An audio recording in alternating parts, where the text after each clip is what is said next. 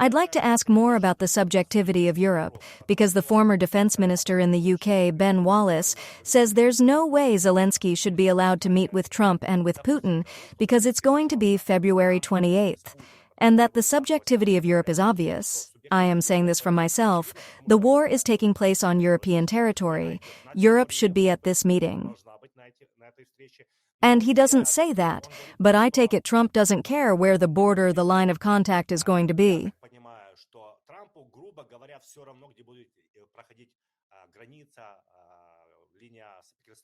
His main goal is to end the war, but the European plan aligns with Ukraine's 1991 borders and no recognition of occupation. Absolutely, that's exactly right. And the main thing here, it seems to me, which is the most real danger, which concerns every person absolutely, is the recognition of territories for Russia, territories that were militarily seized, and they were seized in 2014, because Russia likes to say that we are not even discussing Crimea. No, it absolutely needs to be discussed. This is a military seizure of territory. And even if it happens not in favor of Ukraine at this historical stage, again, if it is postponed for some time, still, of course, it should not be left, because it is a seizure of territory, a completely unacceptable history. And, of course, these all discussions to Donald Trump, yes, he wants more of an end to the shooting. He wants the shooting to stop. He talks about it all the time. And the biggest danger, the second danger, in addition to the fact that you can recognize a territory militarily seized by force, the second danger is if there is a meeting, especially if there is a meeting between Donald Trump and Vladimir Putin, discussing Ukraine without the participation of Ukraine is, in my opinion, the most unacceptable situation, because then it is a kind of dragging Donald Trump into the matrix of Vladimir Putin's vision of how he sees the world.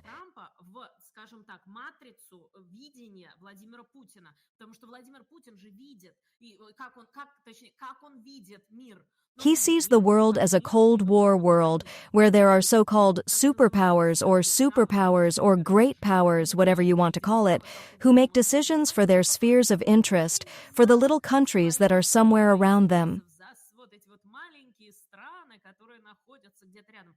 That's how he sees it. And if this meeting of the two leaders is about discussing Ukraine, about making some decisions, then this is, of course, exactly Vladimir Putin's way of thinking. I think this is the big danger. If it is a meeting for three, it reduces the danger of putting everyone into Vladimir Putin's matrix, but the absence of Europe is also very telling.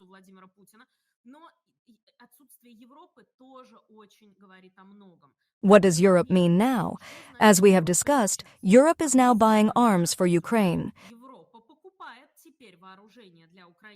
And the Pentagon has more money to supply Ukraine with weapons. And the U.S. will supply. And there is a mineral deal. The U.S. under the mineral deal can supply.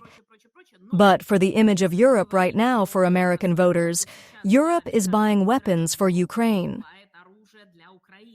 Europe must have its own voice. Europe, of course, should be represented, and that is why I think it is particularly important if there is this triple meeting. But on the territory of Europe, first of all, of course, everyone will meet with Meloni. Everyone can fly to Rome. The meeting can happen separately, just as the meeting between Zelensky and Trump in the Vatican. One-on-one, without anyone else present. They sat together and talked. But on the territory of Europe, if not the Arab Emirates, as Vladimir Putin said the day before in the Kremlin, but on the territory of Europe, of course, it will be very symbolic if it is the Vatican. It will be very logical if it is the Vatican. Because now the Pope Leo XVI, is the most popular international figure in the United States, because he is the Pope from Chicago.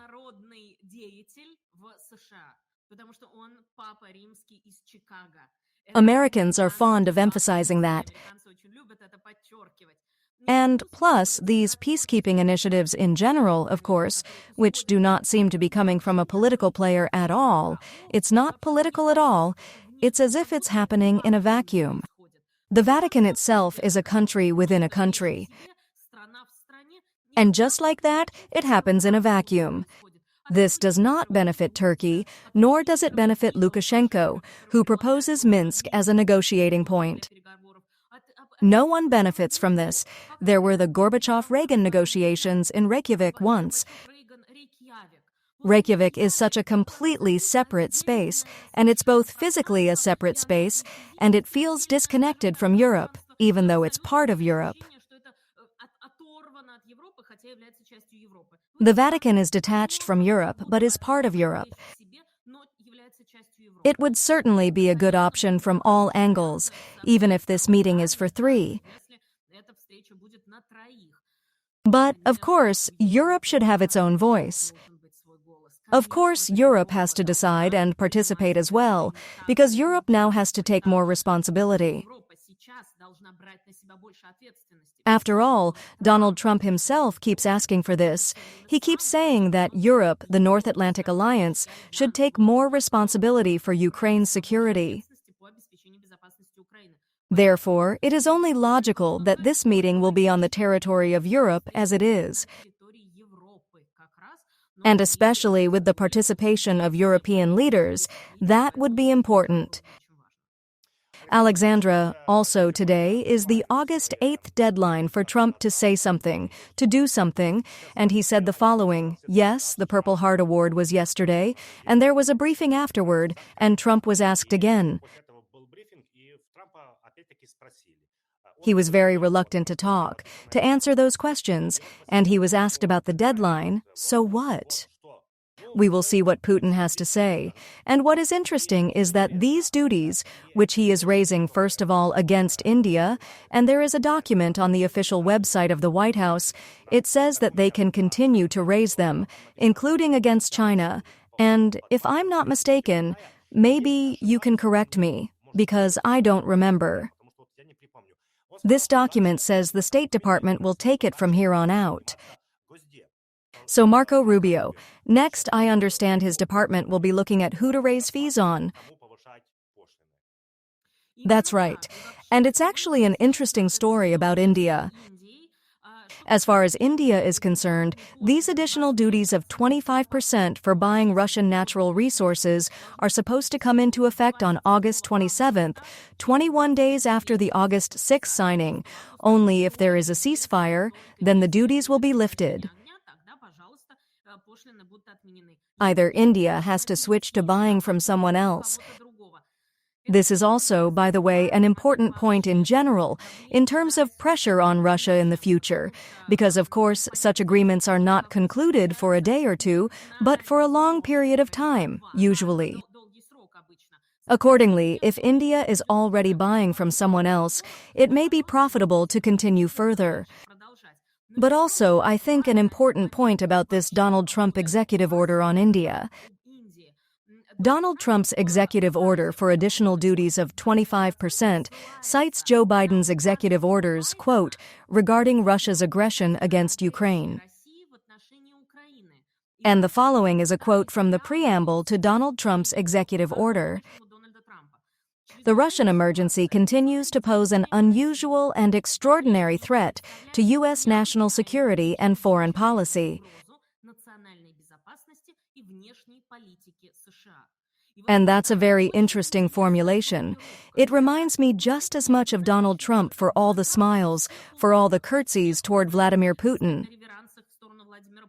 All of this is happening, and he concludes a contract with Europe for $750 billion.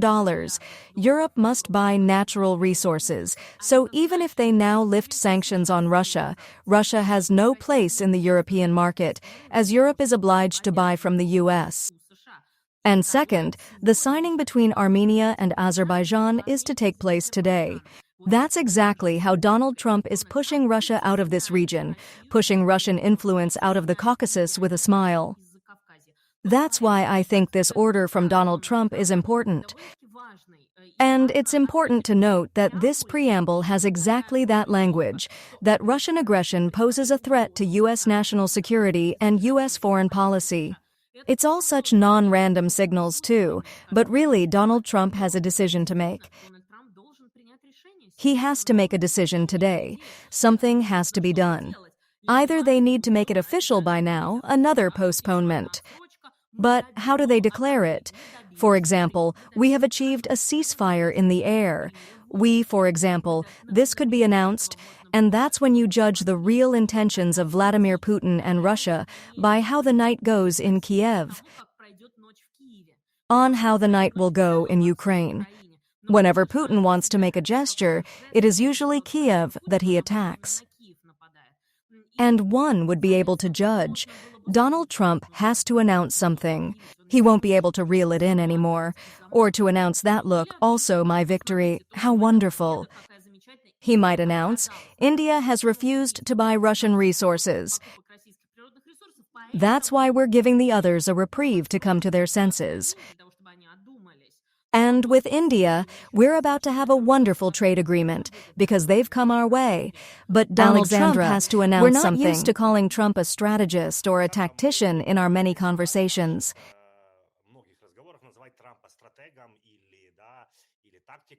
You just mentioned that there is an agreement between the U.S. and the EU, which includes Europe's commitment to buy $750 billion worth of energy from the U.S. over the next 3 years. The Polish newspaper Onet says Russia, and Putin in particular, have been repeatedly asking for sanctions to be lifted. Okay, we lift them. With sanctions lifted, where to sell? Energy Minister says Asia is focused on buying local oil and gas instead of Russian. Europe is fully aligned with the U.S. Where's the market? The sanctions are lifted, just like you wanted. What's also interesting, Alexandra, you mentioned that Pashinyan, Aliyev, and Trump are supposed to meet today. Of course, Trump's name toponyms are a special treat for him. Trump Route. This will be the name of this Zangezur corridor, Azerbaijan-Turkey, and where part of Armenia is located. How big a geopolitical failure is this for Putin, who wanted FSB control? That's one. And two, I think Trump wants the Nobel Prize very badly.